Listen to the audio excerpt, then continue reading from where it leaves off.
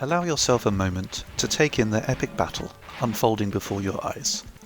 This is Rise of Nations, which, in my humble opinion, is one of the best real-time strategy games ever. With remastered editions of Command & Conquer and Age of Empires, along with the announcement of Age of Empires 4, some long overdue excitement has been injected back into the RTS genre. However, I find it infuriating that when reading an article or viewing a video looking back at the real-time strategy genre, Rise of Nations does not even get a mention. Yes, you could go play Age of Empires. Go ahead. Be a boring schmuck.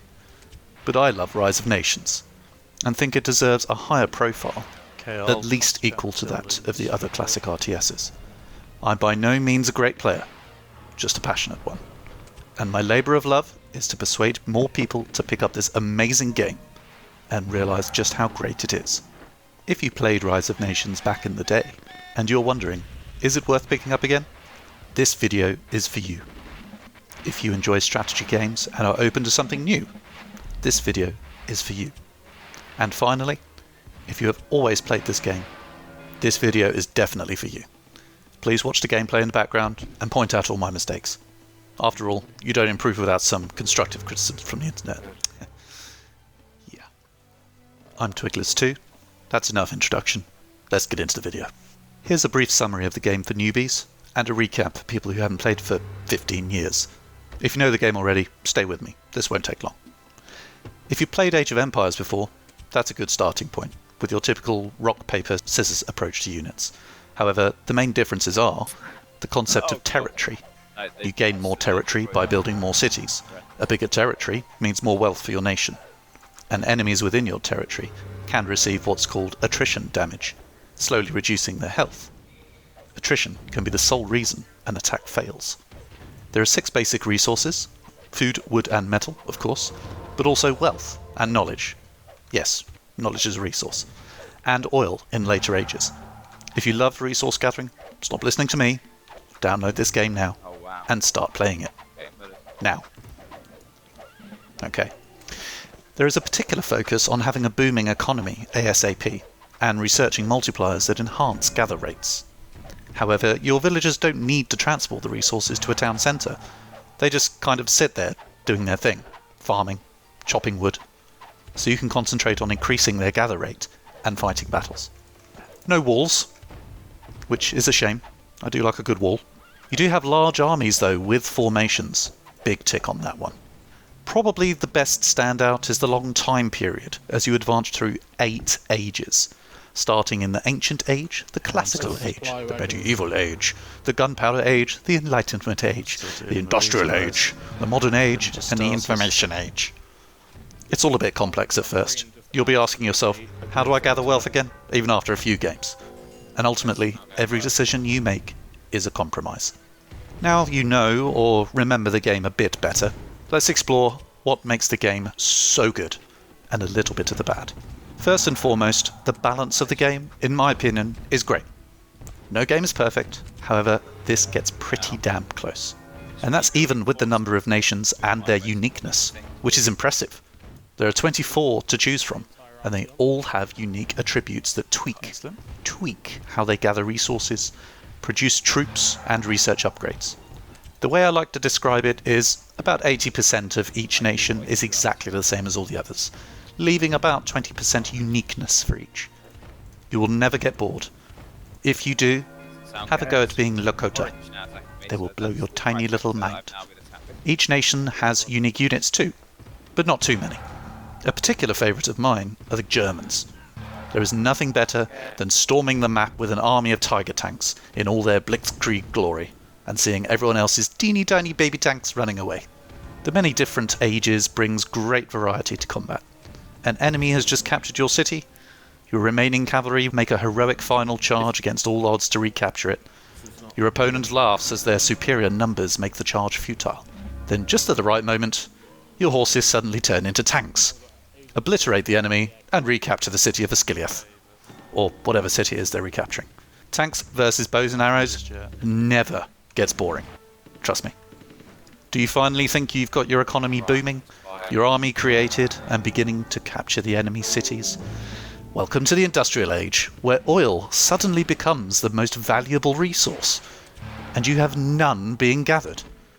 It's one of the most frustrating and best parts of the game.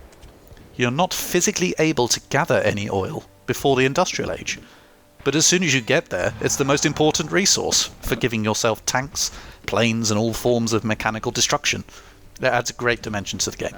Game settings are flexible, and with so many options available, it's nice to say, do you know what? Let's just stick with bows and arrows and catapults in the earlier ages today. Or if you want to play it being Napoleon, you can be France in the Gunpowder Age, and watch all your men line up and fire their muskets, creating a cloud on the battlefield. The music is surprisingly good, and it has a habit of changing at just the right time automatically. Before picking up the game again after many years, my memory of the music was that it wasn't great. I remembered it being a bit meh. Then after playing a few rounds, I found myself in the bathroom whistling a tune. Then realised I'm whistling one of the many epic scores from Rise of Nations. If you find yourself randomly humming or whistling music in the bathroom, let's be honest, it's got to be good. Micro of Units is perhaps not as refined as other RTS games, and if I'm honest, I would prefer more options when it came to formations, but you'll spend most of your time controlling your Patriot, which is basically a general with special abilities, much like a hero from Battle for Middle-earth, which is great fun. Graphics are genuinely not bad in the updated version, considering this is an old game. I'm running a pretty decent gaming PC, and it looks good. One of my mates is running it on an old laptop, and it runs pretty smoothly for him too. My preference in strategy games has always been lesser graphics in favour of bigger armies, and I think Rise of Nations strikes a good balance on this. The AI is brutal, so makes for a good opponent. The difficulty levels are easiest, easy, moderate, tough, tougher, and toughest, if you're feeling a bit brave. So there's plenty of choice. The training is useful at the beginning, with tips along the way too. We've worked our way up to playing 3v3 against tough AIs, and it's proving a good challenge, with games lasting about 90 minutes to 2 hours, which, given that we all have jobs these days, is easy to fit into an evening or over the weekend. I do miss the days of being at school and being able to play this game for hours on end, but we're adults now and life is boring. So play Rise of Nations. Right, thanks for sticking with me. Are you convinced? Well, if you stuck it out this long, you probably are. So now you've decided to play this amazing game, let's have a quick run through of how, as it can be tricky with old games. However, Rise of Nations is easy. Are you ready? Go to Steam, give them your money, and download the game. Wow. Simple as that. It works well on new systems without much faffing, apart from perhaps changing the resolution to 1920 to 1080, which is just a drop-down menu in the options. If you want to play with friends, which I highly recommend you do, then add them up on Steam. Then you can use the Steam overlay, pressing Shift and Tab, to invite them into a game, and you're off. My final piece of advice is to get nukes out of your system.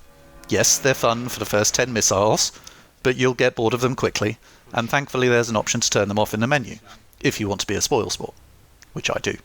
There's so much more to tell you about this game, but this video already is twice as long as I was originally thinking. This game has wonders, it has spies, it has commandos, it has castles, it has a plethora of different multiplayer modes, and a whole single-player mode that I've completely ignored, as I'll be honest, I've never played it. It has a market where you can exchange wealth for any resource except knowledge. We all know you can't buy knowledge. Don't worry, I'll be releasing more videos in this game, and I'll live stream it all the time, so you'll just need to tune in to see more Rise of Nations content. Whew, okay. Let me catch my breath for a second. That was a lot of information to take in. In summary, RTS games can take a lot of time investment. Many of you find, like me, this means you only really have time for one at a time. My hope is this video has persuaded some of you that Rise of Nations is worthy of being that one game. I love pretty much all the big classic RTSs. If you're a fan of one, the chances are I am too. This is not me disliking them or saying this game is by far the best. What I am saying is, I truly believe this game deserves more credit than it receives. The re-released Extended Edition is a solid version of the game that means Rise of Nations can be enjoyed well into this decade by old fans and new. I play this with two of my buddies, one of which I played with when the game first released. The other is brand new to the game, and all three of us love it. About twice a week, it's an excuse for us to get together and play 3v3 against the AI, having a laugh along the way. Using the Steam voice chat, whether we win or just get our asses kicked, that is what gaming is all about, right? Wrong! Gaming is about crushing your enemies into the ground. And if you can do it with friends, even better. I've been Twigglers2. Thank you for listening to me express my love for an old RTS game. If you liked the video, please feel free to drop us a like and a subscribe for more strategy game content. If you disliked the video, give it a cheeky thumbs down. Most of all, I'd like to hear from all of you in the comments section below. Are you considering buying this game? Have you just started to play again? What do you like or hate about the game?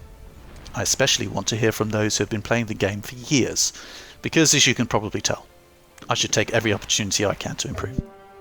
Have a great day.